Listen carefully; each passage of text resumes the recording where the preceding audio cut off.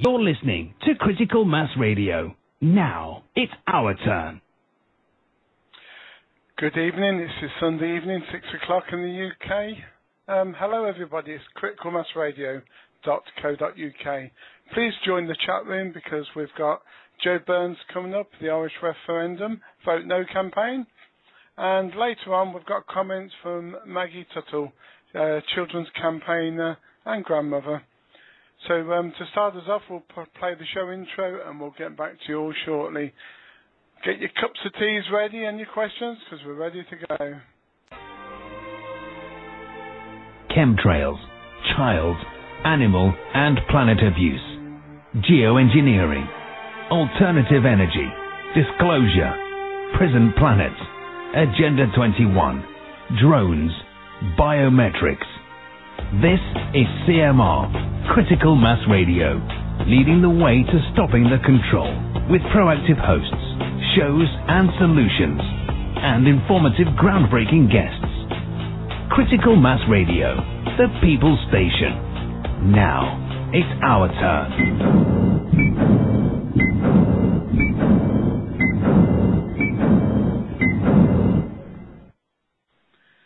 Yeah, good evening. It's the Earth News Rebels show with me, Andy Peacher and Kevin Bull. Please join us in the chat room at www.criticalmassradio.co.uk, where you'll find a donation button where every donation is greatly appreciated by the station managers.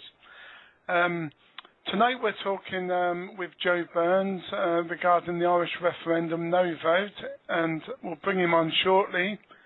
But could I just mention one little thing that I support, and that's a Facebook page called Church of England. That's a Facebook page called Church of England, and it's basically Save the Lewis and Ryan Freeman campaign, a local family down in Lincolnshire that we all need to support as brothers, sisters and caring people. But getting on with the show now, we have Kevin Bull. Hello, Kevin. Hello, Andy. Hello. Going again. We're fortunate to have Joe Burns on, who I'm sure is going to enlighten us a lot more on the serious implications of the Irish referendum on the rights of the child. Yeah, good evening, Joe. Hi, good evening, gentlemen. How are you? Cool. Can you hear me? Yep, we can hear you. Joe. Please enlighten us on the serious nature of this vote on the referendum and what the implications will be for citizens and families in Ireland, and of course for the rest of us as well, because this is the last bastion for the rights of the child through the family, isn't it really, Joe?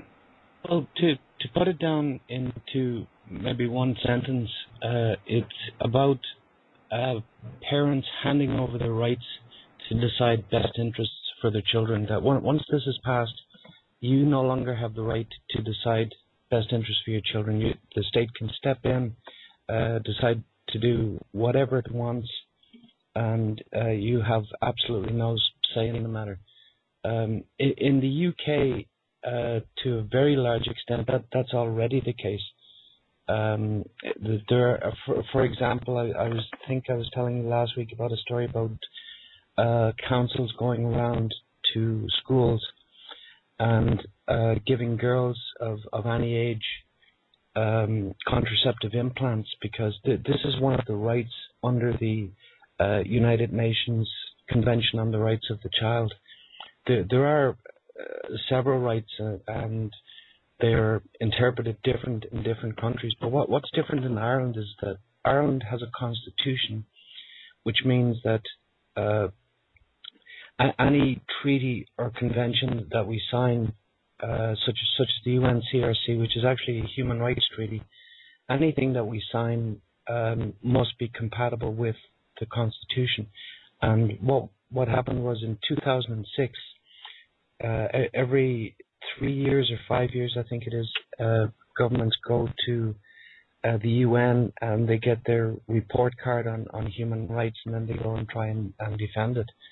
And Ireland was told in 2006 that they would need to change Article 42.5 of the Constitution to basically take away parents' rights so that the UN can do, they have carte blanche to do whatever they want. If they want to stop homeschooling, if they want to vaccinate every child in Ireland, if they want to give contraceptives to 13-year-olds, which they currently can't do because children in Ireland under the law can make medical decisions for themselves at 16. So if you look at the case of contraception, what happens is a girl of 16, she has reached the age of consent, so she can decide for herself to put herself on the pill. But what happens when you turn off parents' rights to decide best interests?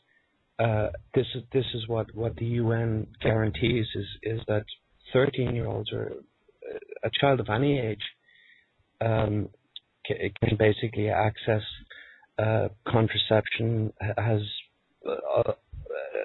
certain rights, but there's a caveat to all of those rights, and the caveat is that with due consideration to the age and maturity of the child. Now, what this means is that somebody, children are not autonomous, so somebody has to step in and decide for that child, because children don't make the best decisions. So what happens after the referendum is passed, that automatically goes to the state, because parents have given away their rights to be able to decide best interests. So there's a lot of implications. The law professors, judges, Supreme Court judges don't even know exactly what the implications of this will be. Joe, I noticed you mentioned the UN Convention on the Rights of the Child, and I have a certain amount of knowledge on that side from the legal side we do in international rescue for families, but I may not be correct on this, you'll have to tell me. But my understanding of the UN Convention in this area is that each country is only in a position of having to report on how they advance in incorporating the UN Convention on the Rights of the Child.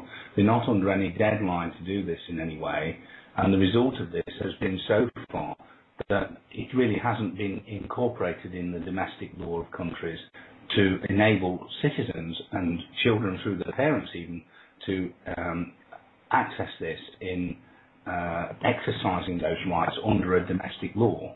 And we don't have a direct access to the UN as citizens either.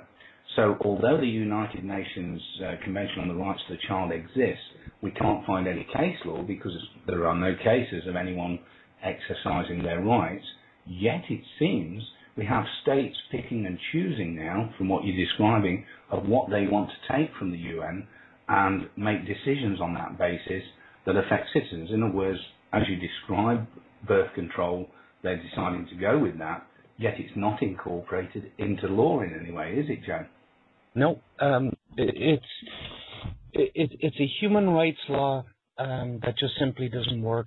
The UNCRC as a statement of altruism that we adore children, it's a beautiful document, but as a human rights law, there's no bite behind it, because as you said, there's no consequences for the state when they do fail. The UNCRC does not protect a single child in the world. I have mentioned that before on other shows, other radio stations, and people have scoffed at that and say, but this is a human rights law that gives them rights. As you said, there's no consequences for the state when they fail, because let's face it, the UN doesn't even work anymore, because when you look at what is going on in Syria, if most of the nations get together and they all agree that we should intervene or we should send in troops or whatever, the fact is that it can be vetoed by the larger countries anyway. So if the UN as an organization has outlived its purpose, but in regard to what the UNCRC actually does for children, it does nothing. It doesn't protect a single child in the world. All it does is it gives them the right to be protected, which is not quite the same thing. because what happened? No, Yep. So you're breaking up a little bit, Kevin. please continue. Oh, sorry. The UNCRC doesn't protect a single child in the world when you think about it, because we are told that every country in the world has not just signed it, they ratified it, but in the world today you have starving children, millions of children starving to death every year. You have child brides, child soldiers, the death penalty for children. You have child forced labor, you name it, horrendous abuse of children going on in the world, all in countries where they have actually ratified the UNCRC. Now, there is the option for countries to put in their own caveats into ratifying it. And what has happened in most Islamic countries is what they have done is they have put the clause subject to Sharia law. When Ireland ratifies this, there are no caveats. It's just they are ratifying the entire convention plus all the protocols. So effectively, the UNCRC is not protecting any child. It's just simply giving them the rights to be.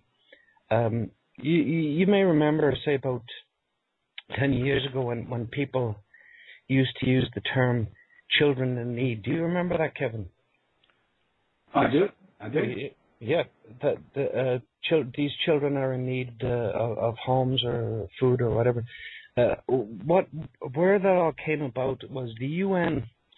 The UNCRC is run by UNICEF, and UNICEF is the largest children's charity in the world.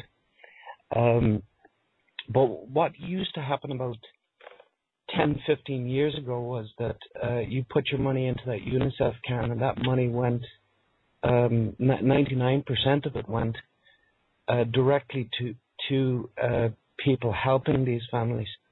And up until 1995, and from UNICEF's inception, UNICEF was run by a man by the name of James P. Grant. And James Grant was, he was credited with saving more lives than Stalin, Hitler, and Mao took. And his policy was very, very simple, that you go into a village, that you can't just feed the children, you have to feed the adults as well, but also on the principle that it takes a whole community to raise a child. But another little principle that he used was that rather than just give a man a fish, teach a man to fish. So what UNICEF used to do is that they used to go into villages and actually put clean drinking water, teach the people agriculture, to focus on basic nutrition of people, sanitation, a huge problem in many parts of the world. And this is why children are dying now, because UNICEF don't do this anymore. All they do is they go to governments and say, here, sign this document called the UNCRC, and they're not actually doing that anymore. You have a question, Kevin? Yeah, it sounds like paper lip service now rather than action. To me, it's evident from what you're saying. And to add to that, a couple of years ago, I was dealing with a case in international law where the question came up of the rights of the child whilst in the care of the state in the UK. And as a result of that, and several exchanges with the mother involved in this case, she finally received an email from UNICEF confirming that the rights of the child under the UN Convention were not exercisable in the UK. Thus, there was no legal mechanism incorporated into law, which confirms what you're saying, Joe, really. And I've got that in writing if anyone would ever like to see that. So we're in the same situation today where with no exercisable legal mechanism, the United Nations Convention on the Rights of the Child is impotent as far as children and parents are concerned, full stop in jurisdiction, yet at the same time, states are picking and choosing what they want out of that to control changes in society by saying it's under the UN. Effectively, what is happening in state care, whether you're talking about the UK or Ireland, is the state is the vindicator. State is the parent, so the state is the vindicator for the rights of the child. So if you have a child in care, and I know of an example of this, a 15-year-old girl who was raped in Ireland, and the mother has no rights as a parent anymore because the child is in care. So she can't walk into a police station and say, my daughter's been raped and report a crime. So what happens is when you have the social worker as the child's parent, the state is liable because the child was raped, because they had a duty to protect that child, which they didn't. So when you show up in court, you have a situation where you have the state on one side vindicating the rights of the child to the judge. On the other side of the table, you have the situation where the state is opposing the child. But that is impossible. But what's going to happen when the referendum is changed is that you're going to have the same situation in the UK as in Ireland as you have in the UK.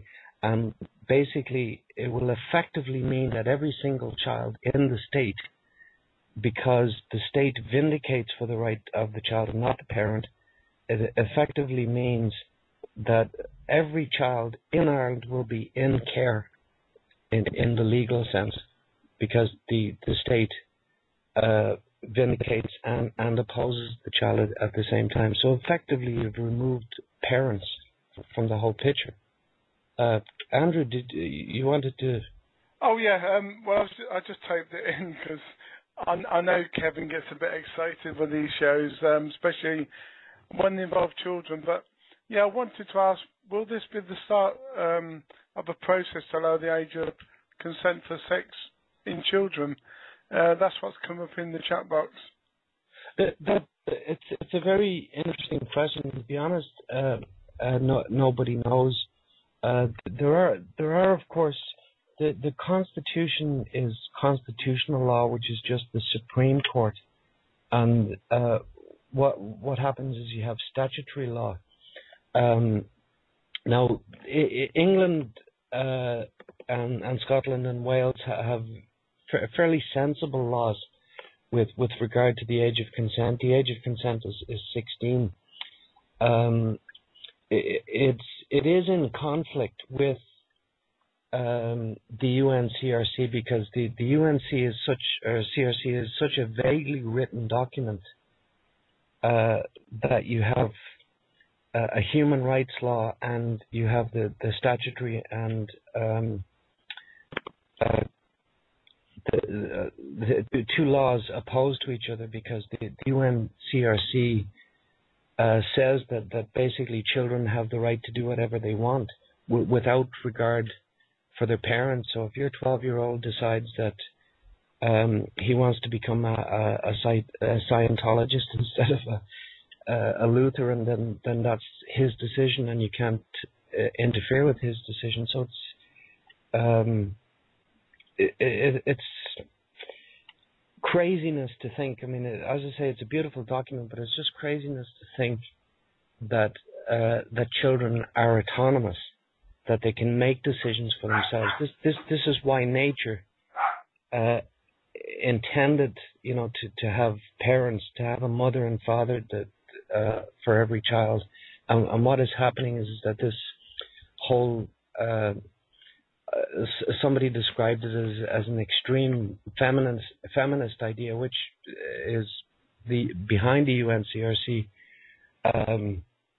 that this whole ideal has crept into it. So you have all this politically correct nonsense going on today, that parents know nothing about children and they're guilt tripped into everything. You have to do this, you have to buy this video, your child is being abused unless they have this, that, or the other. So it's very hard to say what will happen.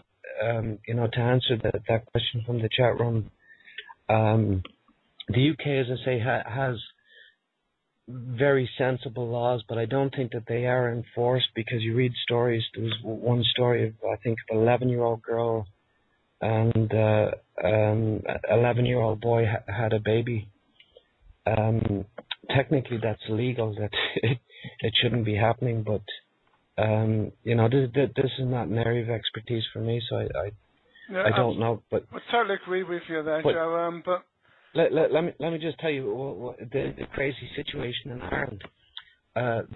There is a case. It was up before the Supreme Court where a 16-year-old boy and a 15-year-old girl who were in a loving relationship, and one of the fathers found them in bed, called the police. And what happens in Ireland, the way the law is being interpreted in Ireland now, is that if a girl rapes a boy, an underage boy under the age of 16, that she cannot be charged. A female under the age of 16 cannot be charged with sexually assaulting anybody else, but a boy can. So if you think about this, they're in a loving relationship. They are underage, but what happens is that the boy will be charged. So what will happen is if the couple later get married, that he's a sex offender, and obviously she's going to suffer the consequences of that. You'll be limited with jobs. So I think the whole thing needs to be looked at, because I don't have the answers for it, but it's a very good question. Is that in my opinion, I don't think that 13-year-olds should be having sex, boys or girls. But it's kind of like nature gives you a Ferrari and gives you keys to the Ferrari and says, don't drive that until you're 16. And these are the type of questions that I really have no opinion on it, but I think it's something that really, really needs to be looked at. Well, I think what the person was saying, because I know them personally, they've heard good information from different authorities to say this is what the government and the departments are trying to do. Not that it's the right thing for the child, but because their sheer greed for money and power. But yeah. So carry on, Joe. Question, interject at this point.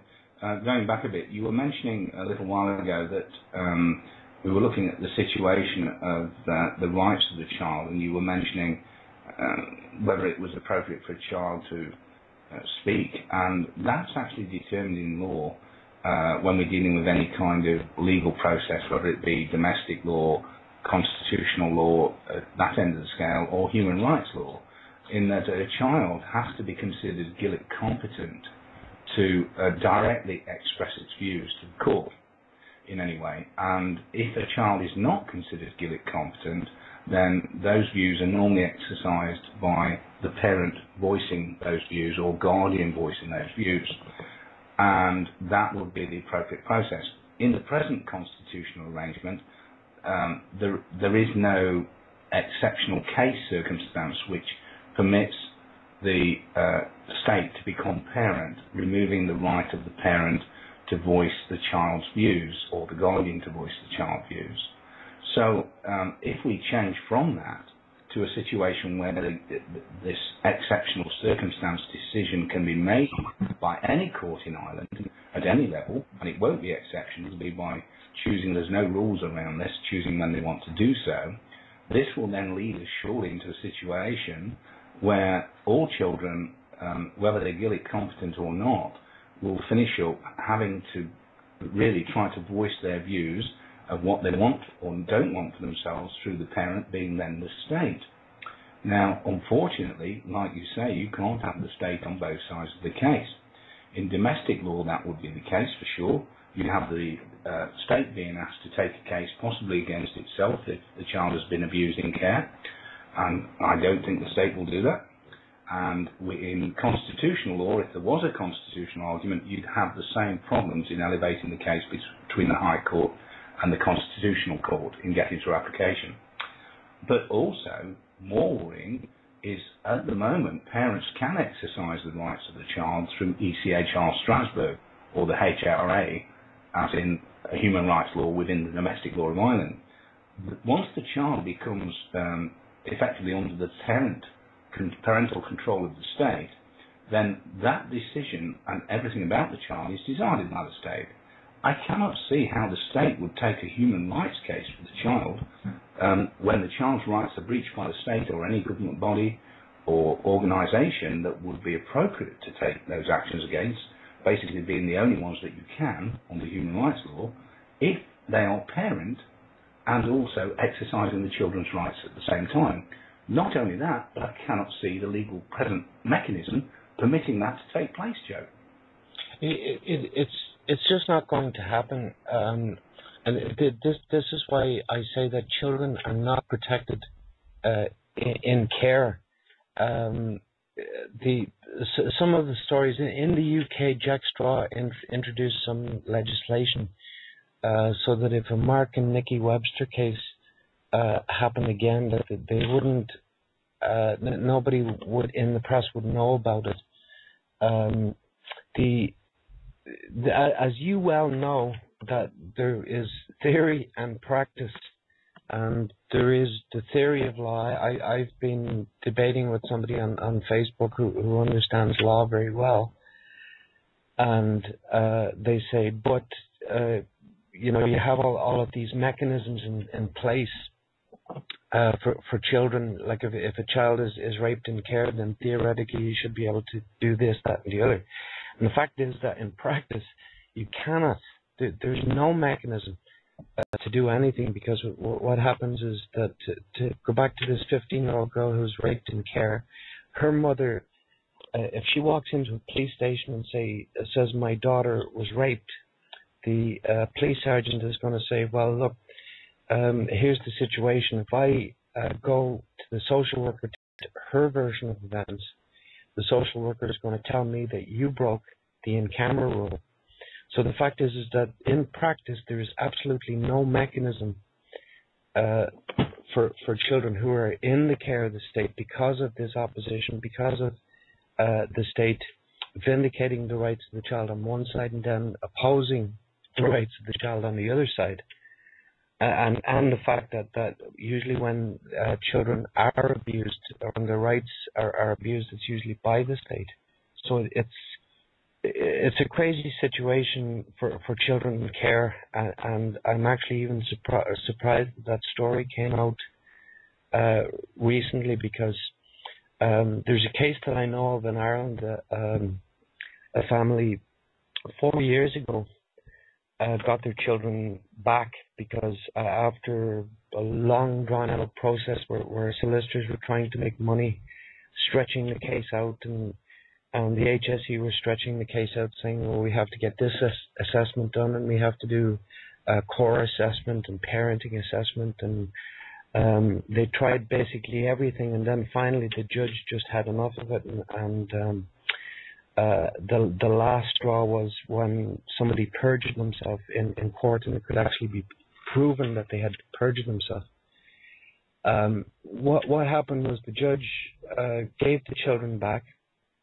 The parents then went through the court system and are still in the court system today. They have a question before the Supreme Court, and the question is, can the in-camera rule be dropped so that the police can investigate the perjury that occurred in the family court? I mean, this is absolutely ludicrous. The fact is that there's two parallel systems of justice, and I think the Mark and Nikki Webster case illustrates that perfectly, because what happens is this is the part that people don't understand, is that there's two. There's the justice system that we all know about and we see on TV, and then there's the family court system, which is an alternate universe. So what happened to Mark and Nikki Webster is they are wrongly accused of child abuse. Their children are taken away, they're arrested, the police investigate, and by the time the case actually came to court, which took a long time in the criminal courts, the children had already been adopted.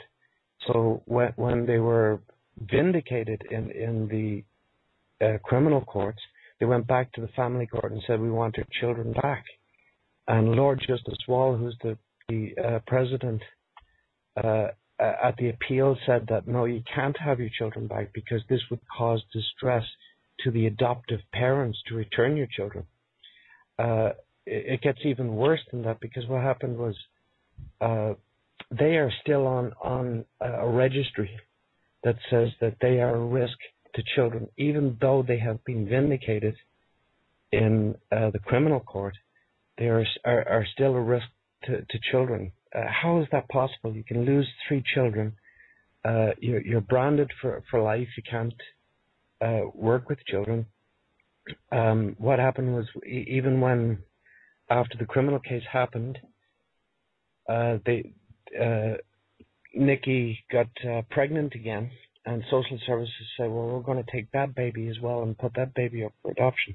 These people are clearly innocent. So they fled to Ireland. The case eventually got sorted out, and they let them keep their 4th child. But this is just absolute madness. But the fact is that it is starting to come out. The cracks are starting to show, because the Slovakian government, and I know of a few other governments, are starting to look at what's going on, because the fact is that the UK and Ireland they're the same system, but the Irish system is just 5, 10 or 15 years behind. Nobody else in Europe uses this system. They do in the United States and Canada. The Norwegians are a little oppressive, and in the Netherlands also. Germany actually has more children in care per capita than any other country, but no other country in Europe, with the possible exception of Croatia, actually has forced adoption. So this is the other thing that will be introduced into Ireland, is if this referendum passes, is that now they're going to be able to take your kids away and you will never see them again. Joe, extreme. Yep. On that point, never see them again, is truly so, because we're dealing with international adoption here, as we're seeing in the UK and around the world. Children are being adopted out of the country they're in, with no rights to see their grandparents and their families ever again, which is why we've got a situation of all the European states now taking actions against the UK for taking their children of their grandparents. That it's going this far, because obviously the UK is the example of where it's all going and what's coming to Ireland. Now, I've just been presented with, from our research, Katie, with the Future Children's Rights Guideline amendments. I don't know whether you've read them, to come into force once they get a yes vote. Have you read them as yet, Joe? The Irish ones? Yes. I've read through some of them, but to be honest with you, I knew what the amendments would be, because as I've been saying for 4 years, that the Irish system is the UK system. It's just 5, 10 or 15 years behind. If I can draw the parallels, you are right in what you say. It's developing later in the same direction, is what you're saying, Joe. Yep. I'm just going to take a few points from it. If I deal with the UN Convention on the Rights of the Child, some elements to be incorporated into the Children's First Guidelines, but we're not seeing any of the UN Convention of the Rights of the Child being incorporated into domestic law that might protect the child from the state or state bodies. It's very one-sided in the incorporation, because it's the state that decides what it incorporates. So, of course, it's going to put the protection in for itself, and the necessarily material elements of the UN Convention that might protect the child against the parent, but not the state. And as an example of this, we've got, I'm only going to pick out a couple of points. In 1.6.2.2, Best Interest of the Child, Article 3, all actions concerning the child shall take account of his or her best interests. Same as the UK, as you say, Joe. The state shall provide the child with adequate care when parents or others charged with that responsibility fail to do so.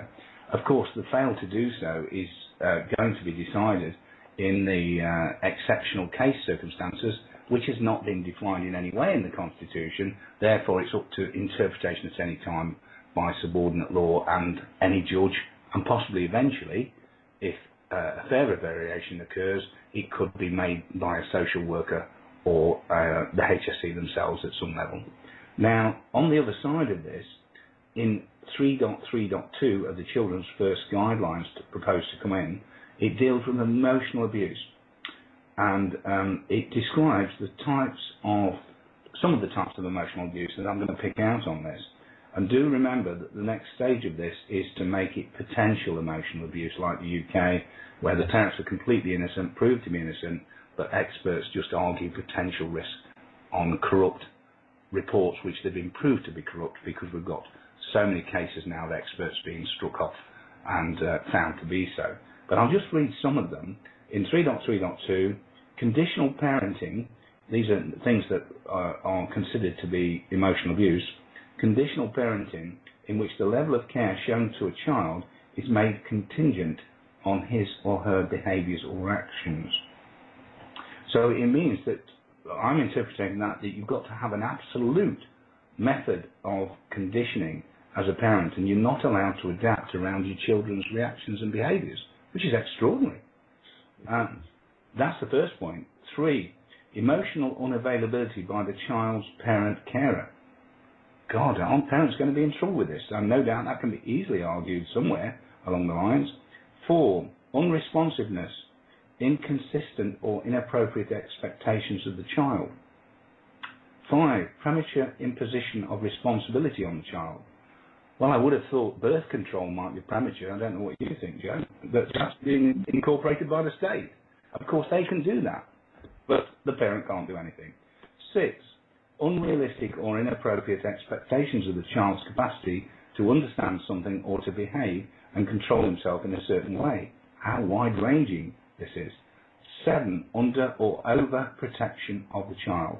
One of the biggest allegations in the UK, where Munchausen's, fabricating illness, and all kinds of expert arguments are used to take children from parents that have never harmed them at all. And finally, 8, failure to show interest in or provide age-appropriate opportunities for the child's cognitive and emotional development. All of this to be decided by the social workers and medical experts, who will be on a gravy train once forced adoption comes in. Now, the concerning thing I want to put back to you on the base of all that is around this, decision of exceptional case. And once that's decided, I want to paint a picture of possibly the equivalent decision in England that might be used prior to forced adoption, that removes the right of the parent to exercise protection of the child. And that is under the placement order.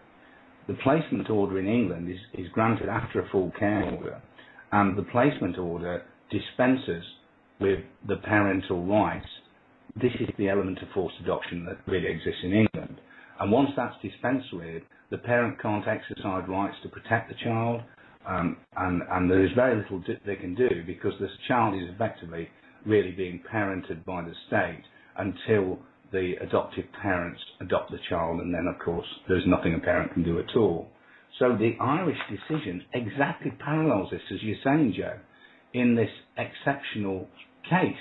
Is this not exactly what we've got in the UK, dressed up in the constitutional language to exclude the parent's rights in exactly the same way as the UK? The beauty of all of this is that if I am a psychologist and I get up on the stand and I say anything about you, which is my subjective opinion, and I am a forensic psychologist, there's no way that you can dispute that. That is cast in stone. That is almost science. So the fact is that you could get 10 different psychologists to examine the same child and come away with 10 different opinions, because it's not based on science. It's evidence-based. Psychology is a product that's oversold these days. It's wormed its way into all aspects of society. And here we see it being used in government, where Tony Blair, I was looking at a YouTube video this week, and Tony Blair is basically advocating eugenics, that we're going to fix all these problems in these lawless estates in the UK, and we're going to fix it with an army of social workers. But the fact is that it's not working. If you look at adoption, 1 in 4 adoptions break down, and in Irish state care at the moment, I was trying to get a figure on how many children have been adopted in Ireland, and it's almost impossible to get any information from the HSE or the government, because they don't tend to post anything that tends to put them in a bad light.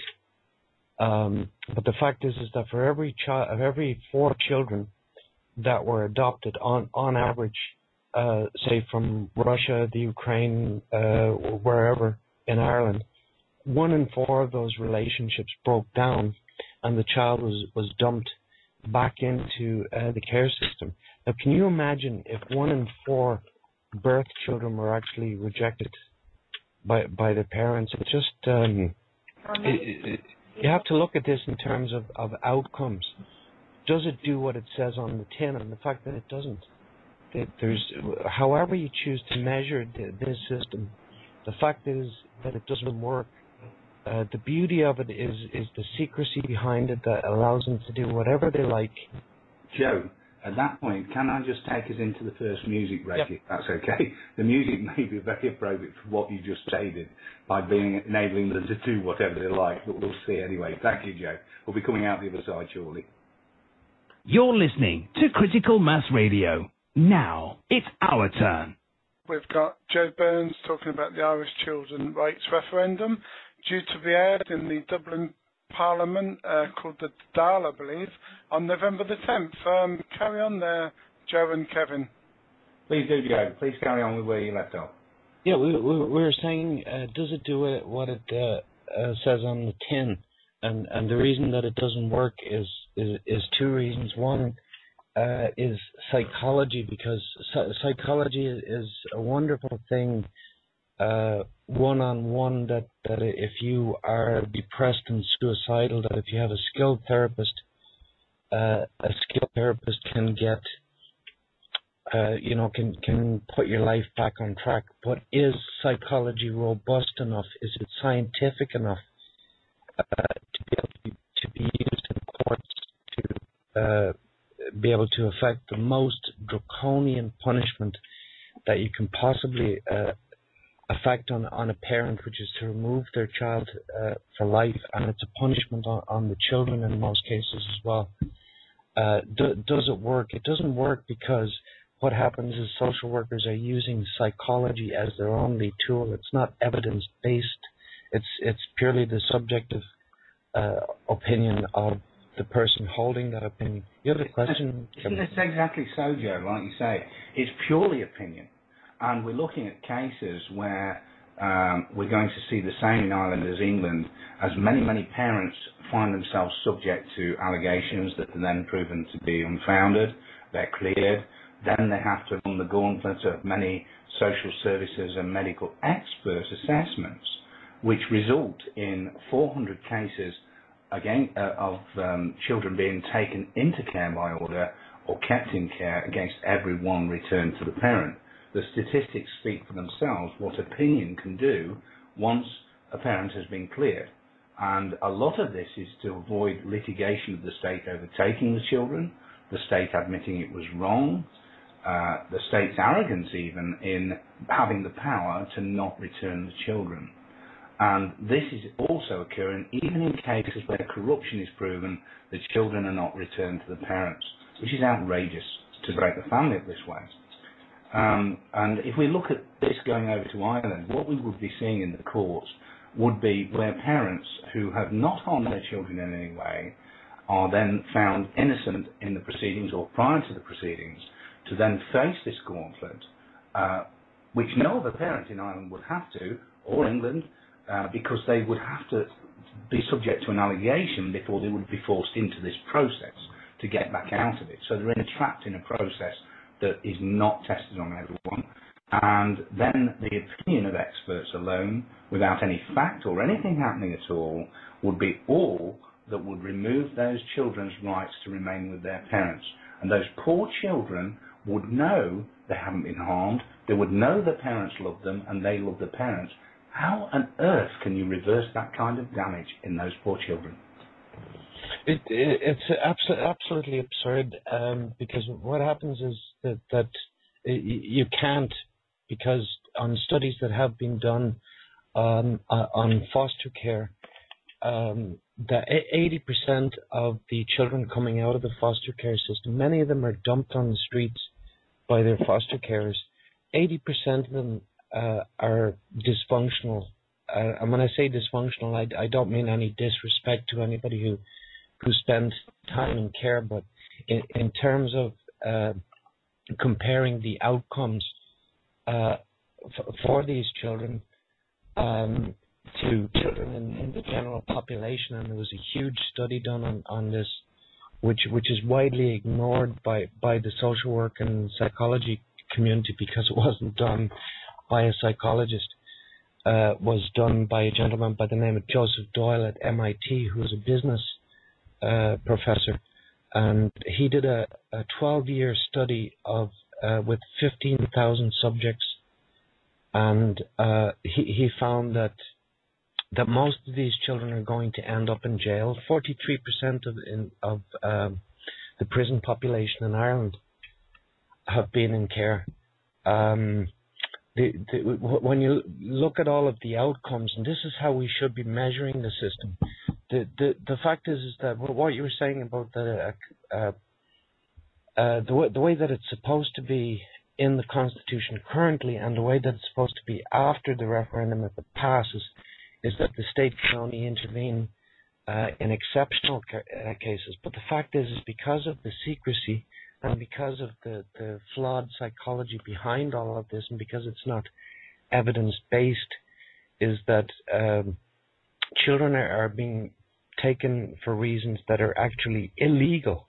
Because if these cases were actually heard in criminal courts, what you would see is social workers being jailed for what is happening, because they're allowed to break the law. But the bottom line on the system is that it doesn't work. It's the justice system part of it doesn't work. It's I help families, and basically when you a child can be taken into care for life, or you can lose your child to adoption purely on suspicion without being charged with any crime. But when you have to prove yourself innocent, which is an almost impossible task, the evidence that you have to have has to be 100% criminal, like to the criminal standard. But your child can be taken away on the basis of suspicion. Yes, Jared. What you're saying there, if I can just interject a little bit on that. When you say the criminal standard, we're talking about decisions being made on the basis of fact only, whereas in civil proceedings, like child proceedings behind secrecy as well, those decisions are made, or theoretically made, to both sides on the basis of what is hearsay as well.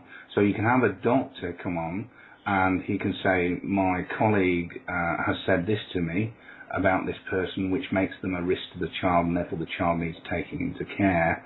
And you can't bring that doctor into court easily, because that doctor who has been given, the evidence on that doctor has been given in hearsay, preventing you defending the hearsay evidence. That's how hearsay works in the court. I know most people won't understand that, but it's tactical when the state and the expert witnesses for social services in the gravy train Dutch auction of experts corrupt enough to go into that side. All our experts aren't like this. I don't want people to get that opinion. It's to do with the attraction in the Dutch auction of gravy train, low empathy, corrupt experts, which eventually do get caught out, but not until that they have put really hundreds of children into a situation of being torn from the parents before this happens. And of course that's not reversed. Now in court, when a parent's giving evidence, because we work in legal proceedings as well, The court is very critical as the state. You've got the state on the other side as social services, the HSE in Ireland, or the social services in England and local authority. You've got the guardian, who is effectively state, and you've got the judiciary, who effectively, obviously, tends to lean towards the state.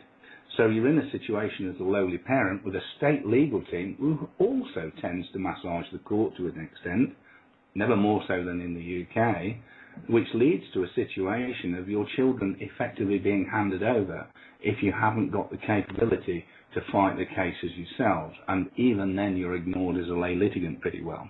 This situation, when presenting evidence, does not allow a parent to present the evidence in the same hearsay basis. A parent cannot walk into a court and say, my neighbour did this or said this. It's just not allowable. Yet a medical expert or a social worker can do that. That is unfair because you are not on the same balanced level as your opponents in court at all. And that's why so many parents lose the cases, 400 to 1. Exactly. The way that you just explained it is that in the family court, in the criminal court, everybody knows how it works. It's beyond all reasonable doubt. In the family courts, it's reasonable suspicion, but it's only reasonable. The state only needs reasonable suspicion. If the parent tries to prove themselves innocent, they have to prove themselves innocent beyond all reasonable doubt.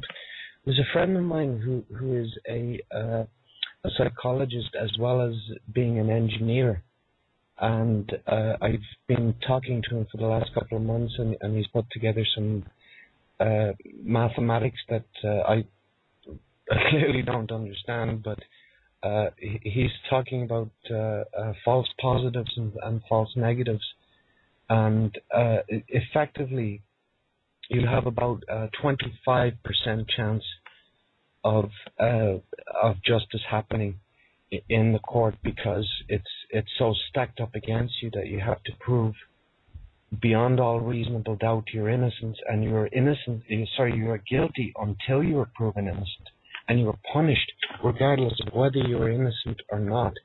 As Ian Josephs calls it, punishment without crime. There's no legal basis for for any of this happening.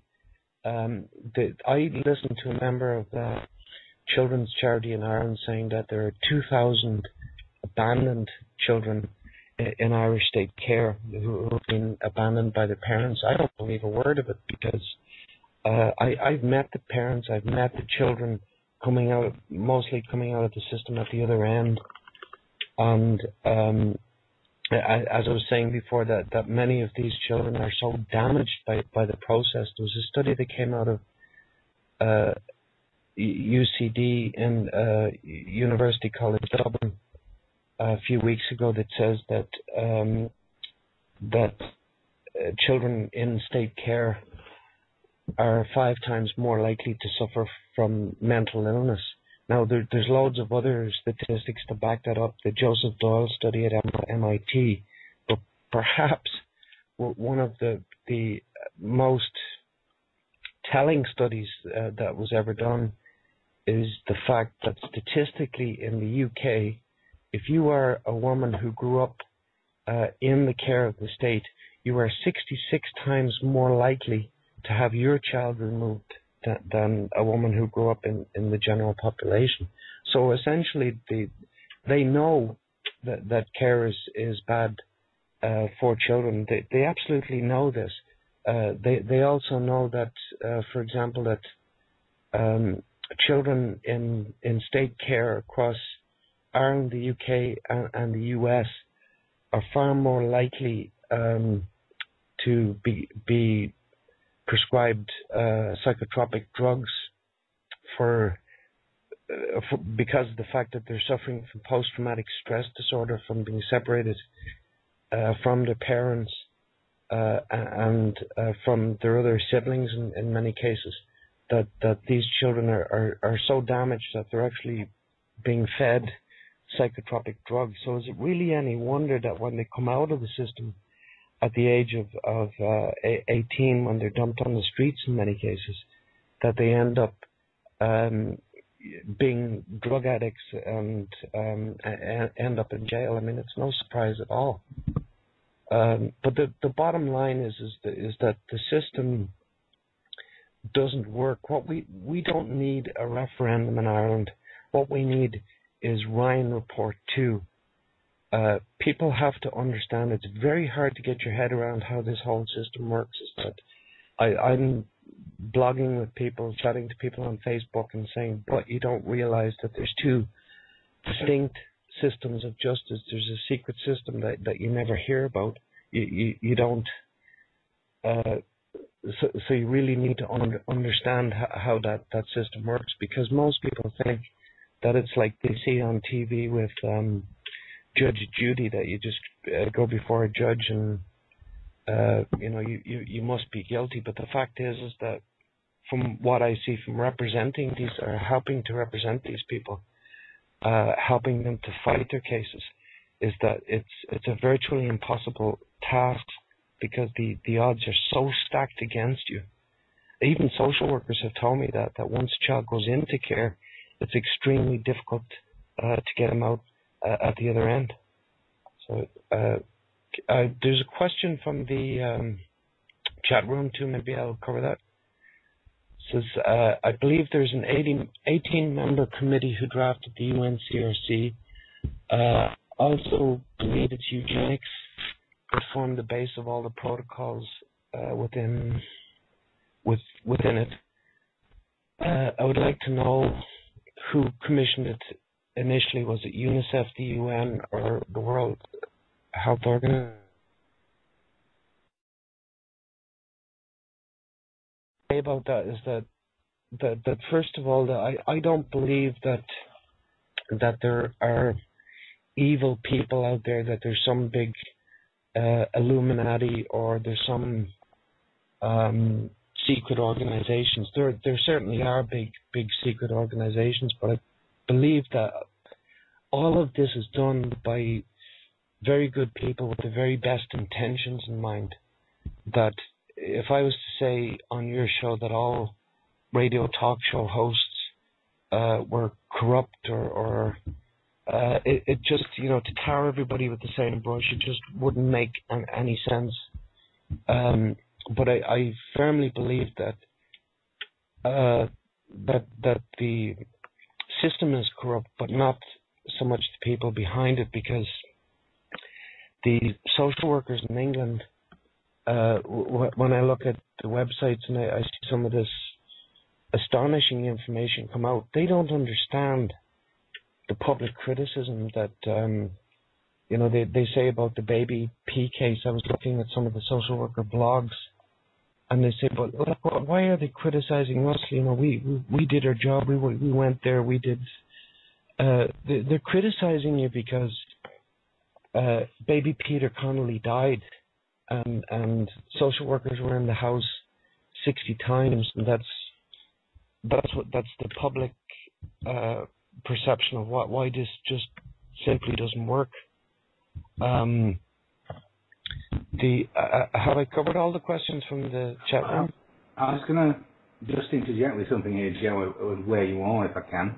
If anyone else wants to come in with questions, that's great, from the chat room. What it is, I'm a counsellor, and part of counselling, I sometimes counsel people in many jurisdictions, including Australia, who are actually drug addicts and are coming off probably brown and going on to other treatments to deal with that. And they sometimes have children, and in that situation, what I'm hearing over and over again is an absolute belief from people who are drug addicts that they're absolutely safe from social services, because, as they say, everyone knows they don't take drug addicts' children. And it does seem to be true in many, many cases. They've got to really appear on the radar before they'll go there. And it's to do with the kind of harm that children suffer from low empathy, drug addiction type parents, that then makes them less suitable for forced adoption, less suitable for long-term care with others, than rather like baby P type situations. And these poor children are ignored by the system altogether. They don't get the attention, and they often crop up as appear as casualties before anything appears. And we do see sometimes social services held clearly responsible for this, but then what do? They just use it as another reason to take more children from parents that have never harmed their children. Easily adoptable children that don't have a financial consequence from litigation by adoptive parents for adopting out parents that are so seriously harmed. So we're in a situation that, from my perspective, I'm seeing selection of children to find the best quality children for adoption rather than the protection of children to place children that are being harmed in the care of others where they would be more suitably cared for. I don't know if I believe that at all. I have heard that before, but fact is I try and steer away from anything that I cannot prove absolutely, because basically everything I've said is documented somewhere out there on the web. The baby P effect, as it's called, is that whenever something bad happens, whether, well, let's face it, the state are always at fault, that they twist it around and say, look, this is why we need children's rights, this is why we have to change. So I've listened to politicians in the Irish Parliament, the Dáil, say they're using 17 cases where parents were at fault, but the fact is it wasn't just the parents who were at fault, it was the state who was at fault in those cases. One of those cases was the Roscommon House of Horrors, and it's a perfect example of what you're saying, Kevin, but the drug addiction was two parents who were basically alcoholics, and they raped their children, they starved their children, the care was very, very inconsistent.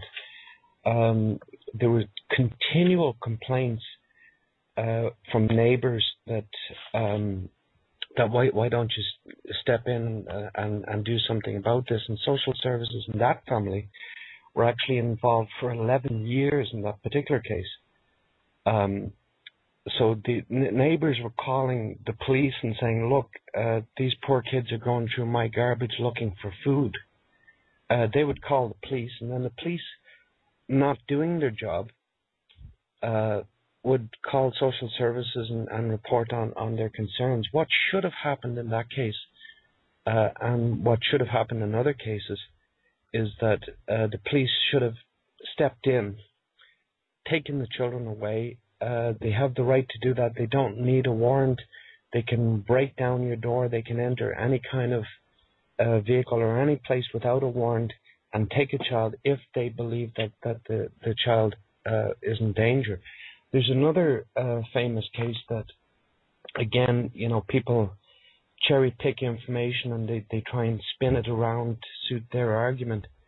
It was a case in Monaghan where you had two parents with two toddlers, basically, and what happened was they walked into an undertaker's and they said, we want to pick out caskets for our children. Now, understandably, the undertaker was very, very concerned, because you don't walk in with two healthy children and say that I want to pick out caskets for my children. So the undertaker immediately contacted the police. What did the police do? They called the local parish priest to go around and look.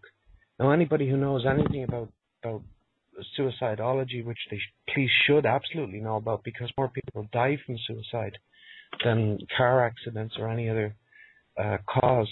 What the police should have done was broken down the door and taken the children away.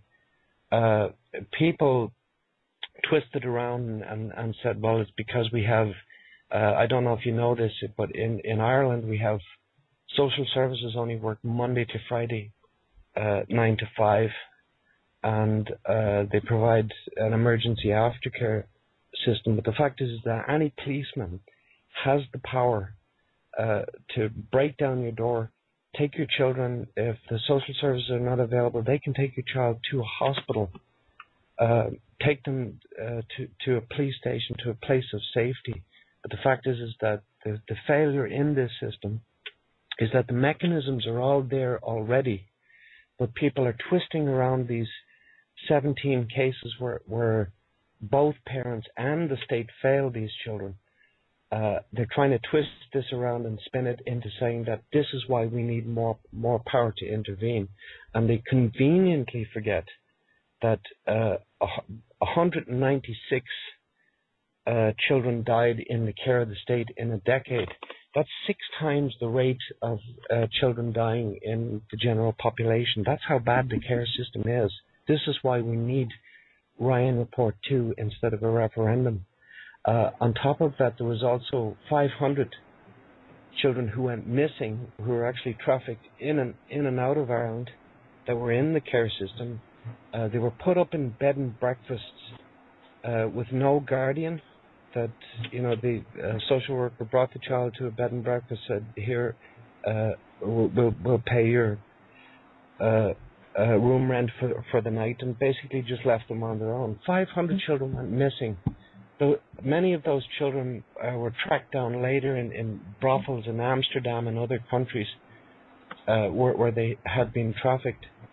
So when people try and twist all of these things around to say that this is why we need more powers of intervention and we need more control, they're cherry picking the information and they're putting an awful lot of spin on it. The power is already there because any policeman can walk into any house or any structure and remove any child at any time. So yeah. Sorry to interrupt you. Before we go into a music break, I just wanted to just cover a couple of points that you said in the area of looking at how children are taken, for one thing. When you mentioned the situation with police, in England it's been very much more serious than that for a long time. The police do use battering rams to go through the doors, as you described, sometimes at night, terrifying the children, and they take the children on the thinnest of evidence, and just at the instructions, really, of social services. And the children are horrendously traumatised by the experience.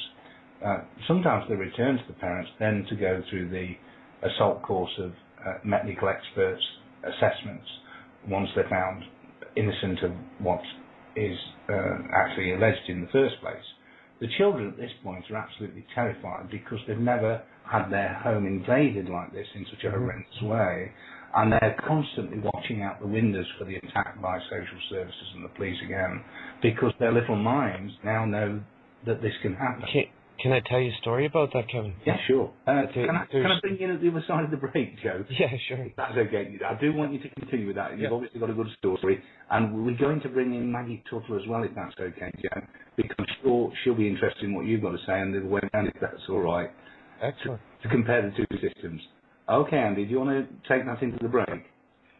Yeah, sure. You're listening to the Avenues Rebel Show with me, Andy Peacher, and Kevin Bull.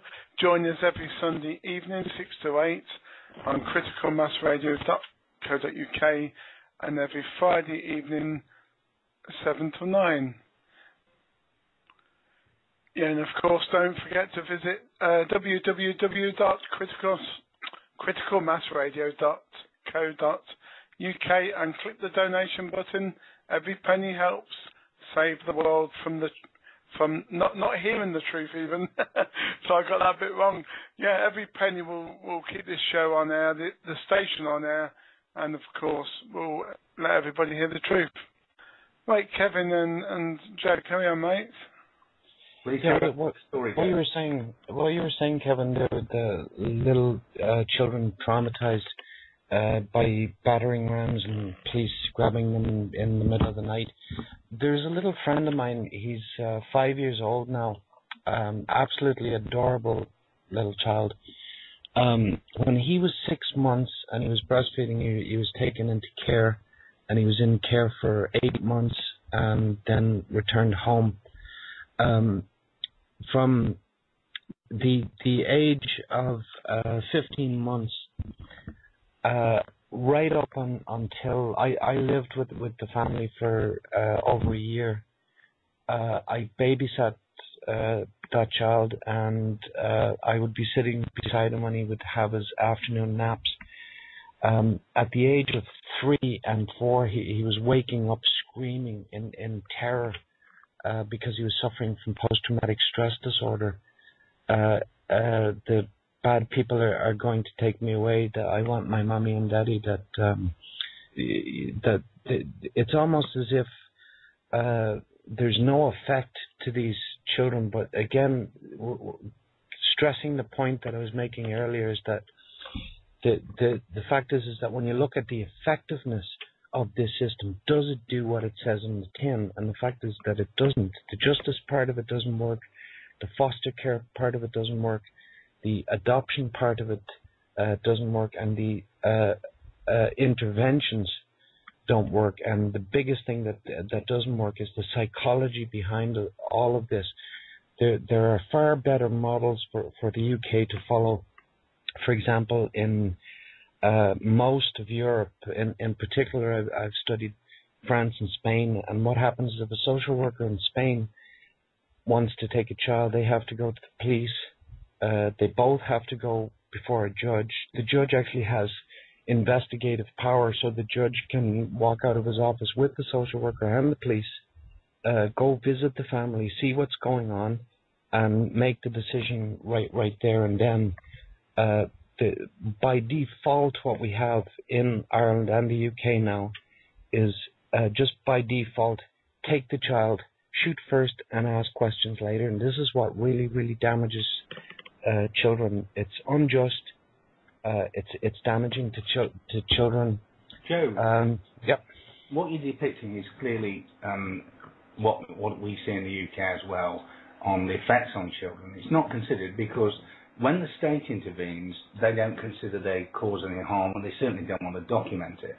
And because of that, it's not acknowledged in any way, and the poor kids are ignored. This is the frightening thing with the changes if the Constitution was to be changed, and to make the state the parents as well, with this exceptional circumstance that won't be exceptional, of course, because the decision is already made when a child is taken into care anyway, really. We're going to see a state where the state as it is, which is failing families and recognised to be failing families and children, is going to be empowered further to fail families and children, with no one being able to exercise the human rights of those children. Well, the whole point of this referendum is for the government to become less accountable, if that's even possible, because as it stands now, what I'm calling for is Ryan Report 2. Ryan Report 1 was about the failings of children in the church-run institutions. But what is actually happening to children at the moment is far worse than ever occurred, because there's whole new dimensions to this, that children are in facilities where they're being paid €5,000 a week per child, and the children are so damaged at this point from being shuffled around from one place to another without having a parent. That's the whole point, is that you cannot take a child and just have a babysitter from the age of 0 to 18. It doesn't work. The solution that they have to that is adoption. Adoption is not working either. What works is family preservation. It's cheaper, it's less damaging, and it requires an awful lot less people to actually operate it. Kevin, I'm going to let you speak for a minute, because there's a question from the chat room here. I just need a minute to read it. Can I just comment on that? Sure. What we really need, Kevin and Joe, from years ago, is a good old granny, the good old auntie that will come in, smack you in the head and say, look, I'm having your kids until you wake up, get rid of that addiction, get a job, and they will come in, the granny will come in and do that. Absolutely. Yes. And, of course, with forced adoption, grannies are in the way, so they're excluded straight away, because you can't forcibly adopt children unless you can exclude granny and granddad as well. Andrew, there's a little point about that too. I wrote it in my book that this is the way that it used to be dealt with years ago. If I broke somebody's window, playing football or whatever, I'd get a clip around the ear. My father would be forced to, to pay for it and repair it, and then, I would get some punishment. You can't do that anymore with this politically correct nonsense that goes on around child protection, because I remember an incident when I was a kid that what I did was it was just after Halloween, and we found some unexploded fireworks and so we took them all apart and scraped them, and there was an anthill in the back garden, and we decided we would blow up the anthill. So what happened was we blew up the anthill. There was soil everywhere. We cleaned it before our parents got home. Neighbors come running. Nothing happened. If that same event happened today, you would have the bomb squad, the anti-terrorists. You would have armed police everywhere. You would have 100 government officials descending on the area. The children would be removed. There'd be psychological counselling. There'd be trauma sessions and everything. When all that's needed is just a good clip around the ear. So I give that back to Kevin. Your point. Yeah, I know. It seems that once you remove that, you see, we've got different functions in society, across society. We function in different ways, and we've got one set of methods being brought in to critically manage children, shall we say, under one very finite set of rules, part of which I read on the children's rights guidelines, the new ones. So we've got a situation that we're trying to apply exactly the same rules to all areas of society, when culturally different areas of society function in different ways. To the far, if we go far enough down within society's functioning intelligence and awareness, we can get to an area that everything is done in a very emotive level and is more likely to be spontaneous, and those children are often taken into care. But it can be equally damaging at the top of the spectrum, where parents are very low caring, narcissistic, or even low empathy, psychopathic in nature, at the top of the spectrum, or so intellectual that they don't really emotionally integrate with their children well. This results in children feeling emotionally isolated during the upbringing with parents at that end of the scale, and this then results in damage that is often presented as narcissism, presenting narcissism as adults. So there's damage on both ends of the scale, and in the middle somewhere are probably parents who possibly get it about right, but you can't be so idealistic with society and expect everyone to get it right to such a finite line. Start removing children on the scale that it is now, be requesting like Bernardo's for a 400% increase in forced adoption in the UK, which we've heard, and then not acknowledge the fact that 80% of US prisoners have spent time in care, 40-odd% in Ireland, and I believe it's 40-odd%, someone would correct me with the figures, in England as well, in the UK as well, clearly showing the failings of the care system that children are being taken into.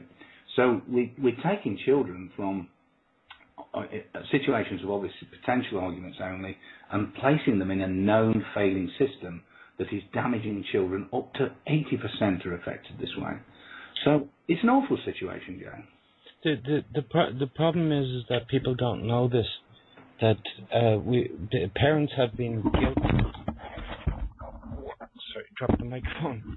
Parents have been guilt tripped in all this, that you have to buy this book, you have to buy this DVD for your children, you have to buy them a happy meal instead of an unhappy meal. That it's just guilt. The fact is that Andrew's point is correct. All that's needed is just a clip across the back of the ear and lesson learned. But you can't do that anymore because the response to it, which is more invasive, which is more going to do more damage to the child? Just, a spanking on the bottom given out of love for the child to show them that there are consequences for their actions, or to have children grow up to think that there are no consequences for their actions. Well, shall we look at that on the other side of the break, Joe? I see your point you're making there. Let's look at that and think about that for a moment. And we'll go into the music break if we can and come on the other side, hopefully with Maggie, and we can all kick this about to look at the reactions to children and how it affects their development, yeah? Welcome to Maggie Tuttle. We have Joe here and Kevin, as usual. It's the News Rebel Show on criticalmassradio.co.uk. Don't forget, everybody, two things. Visit freethinkingvoice.org. That's freethinkingvoice.org, where you'll hear the show again. And also, go to the Facebook page, Church of England. It's a personal campaign regarding Lewis and Ryan. I was going to say, good evening, Maggie. If it's okay, Andy, can Joe finish off his point? Because I'm sure Maggie would like to input on that. Yeah, sure.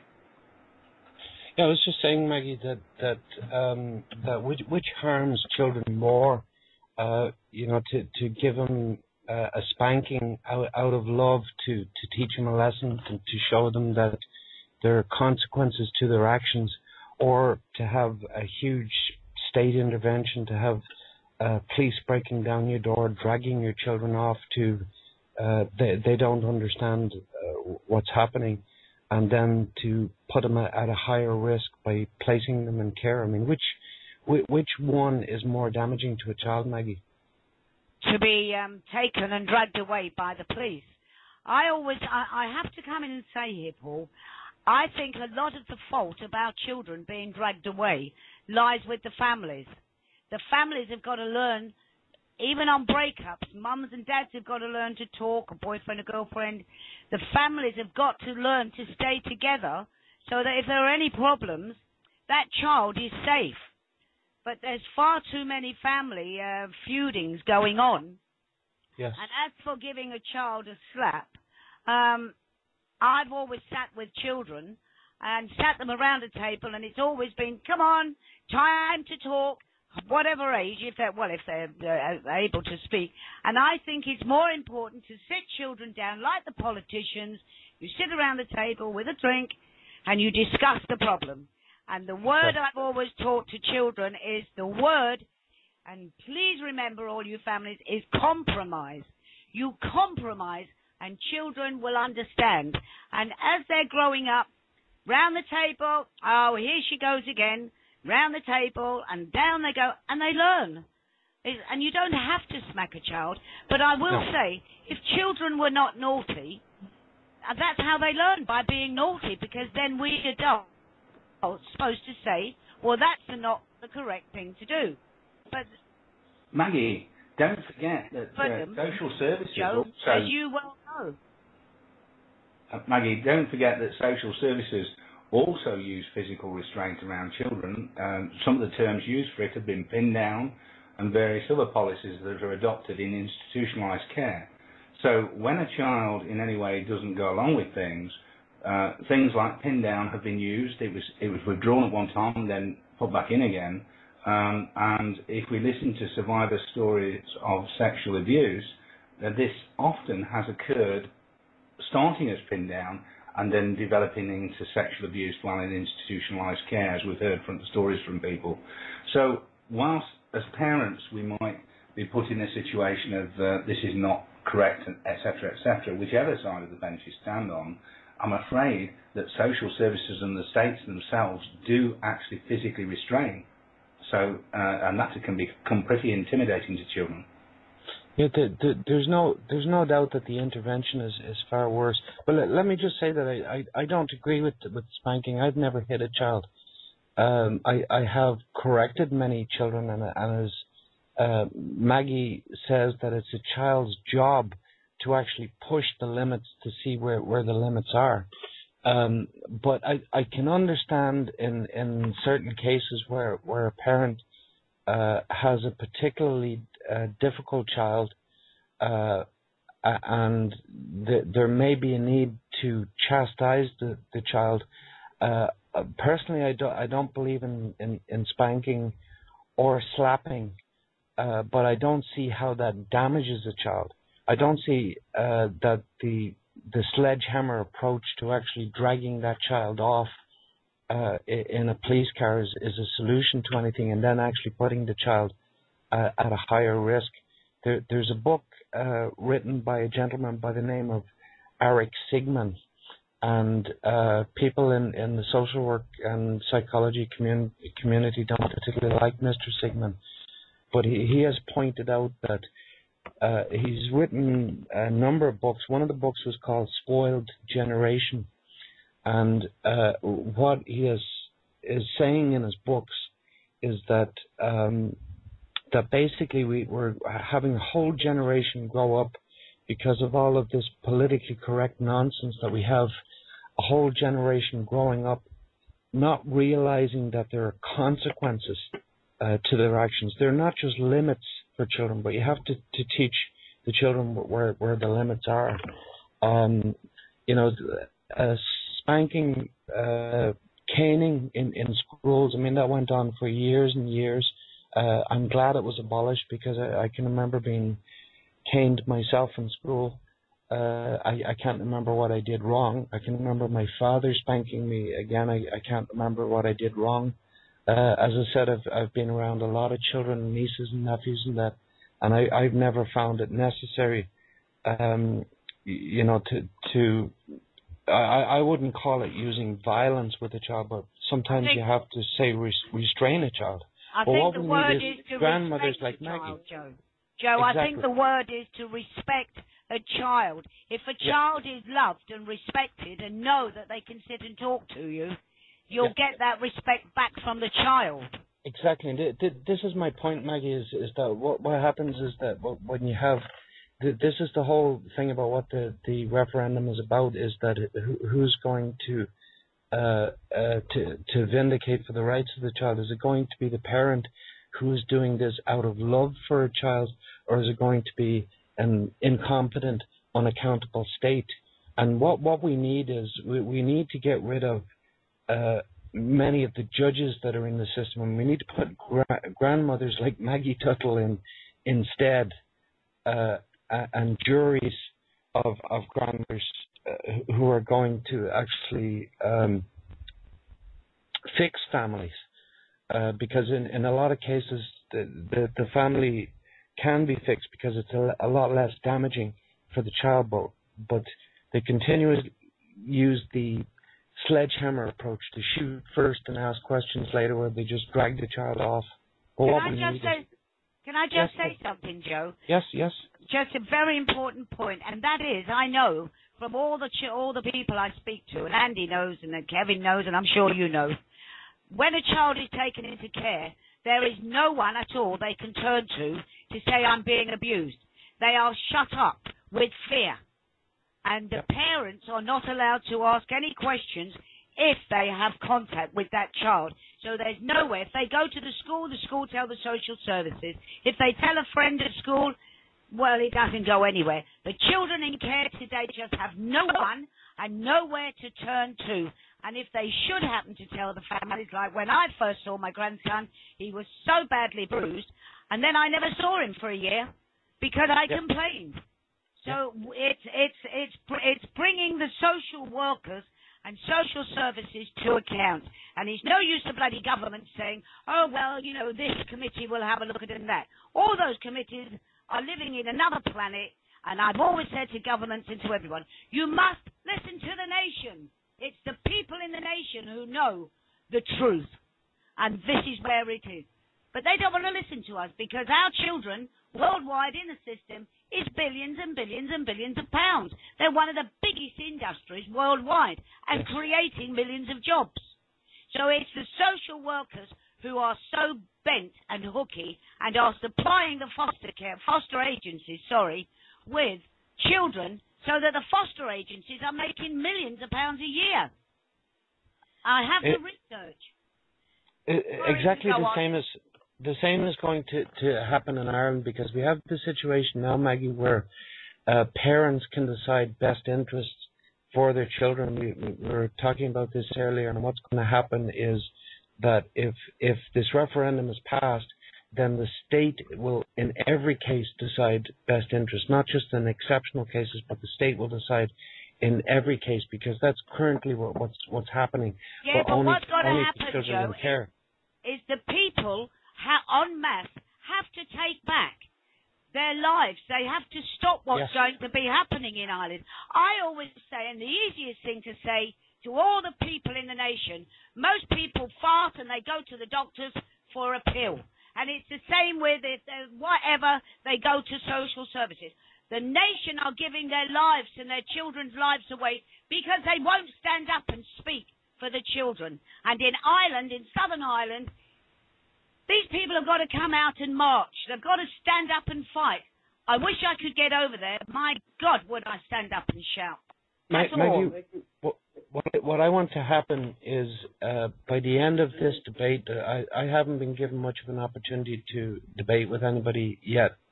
By the end of this, which is going to be the 10th of November, I want the people of Ireland to know what is happening in the system and what their intention is. Instead of having 6,000 children in the care of the state, they want every child in the whole state to be basically in the care of the state, because the state is going to decide. And what I want people to realize is that what is happening, people should be crying out for Ryan Report 2 to expose what is happening to these children. We were talking about this earlier, that what you have a situation that when a child is in care, the state vindicates for them. But what happens is that because it's usually the state that abuses the child to begin with, that what happens is the two sides appear before a judge, and on one side you have the state appearing to vindicate for the child on one side, but then you have the state opposing the child on the other side. That's why the stories that you told me, and I've heard those stories as well, is that when all of this happens in care, nobody knows about it. It's all covered up. That when social services only investigate themselves, this is exactly what's happening in Ireland. So, well, it's up to the Irish people to come out and stop it. If they don't come out and things happen to their children, then they've got to take the blame. Well, I honestly believe that, like, there's an awful lot of political spin. The politicians in Ireland, the journalists in Ireland, believe that this is going to be a slam dunk, that everybody's going to vote yes. The fact is that we are already ahead in the polls before we even began. That we will take all of their dishonest arguments. We will fight every opportunity where they're trying to suppress democracy, and we will get the story out to the people. And by the time voting time comes around, the Irish public should be so outraged that they're calling for Ryan Report 2 to expose this system. This has to happen because children are being harmed, and nobody knows what goes on. Sold is the word. Sold is the word. Exactly. Yeah. Let's not make it any worse than what it is by voting yes. This has to stop. The light has to shine into the system, and children have to stop being abused by this system. Then the people and the nations have got to learn to stand up like they're doing in all the countries around the world. My God, I never thought I'd see Egypt do what they've done, because I lived there for many years, on and off. But it's fantastic how they've risen up. This country's got to do the same. Ireland's got to do the same. Yeah. If you don't, then the children will continue to be sold, massacred, and God knows what. It's the last nail in the coffin for the Irish public. If they can take away their rights to, I mean, they've taken our banks, they've taken our homes, they've taken everything, and the last thing that they want is the rights to our children. It's just not going to happen. Well, we cannot let that happen. Not being funny, Joe, but it's part. I always say this is a part of the New World Order. They're trying to control everything: your money, your kids, your wife, your partner, your mind, the whole lot. Andy, it's called the World Population Control, and they are controlling the population with children en masse now. That's what they're doing. That's right. Children are used for drugs. You name it, they're used for it. And we, the nation, we have no control. We have to take it back. So Ireland being the last stand sort of thing, for God's sake, stand up there. Fight for your kids. Yeah, that's it. I mean, on that note, Maggie, thanks for coming on. We'll have you on again, darling. Andrew, Joe, and Kev. Thank you. See you again very, very shortly. You've been listening to the Earth News Rebel Show with me, Andy Peacher, and Kevin Ball. The show will be on again Friday night between 7 and 9, our regular slot, and 6 to 8 on a Sunday. Just ask Paul if we can come on Wednesday, waiting for that reply. So good night and God bless, and hope Ireland votes no. You're listening to Critical Mass Radio. Now it's our turn.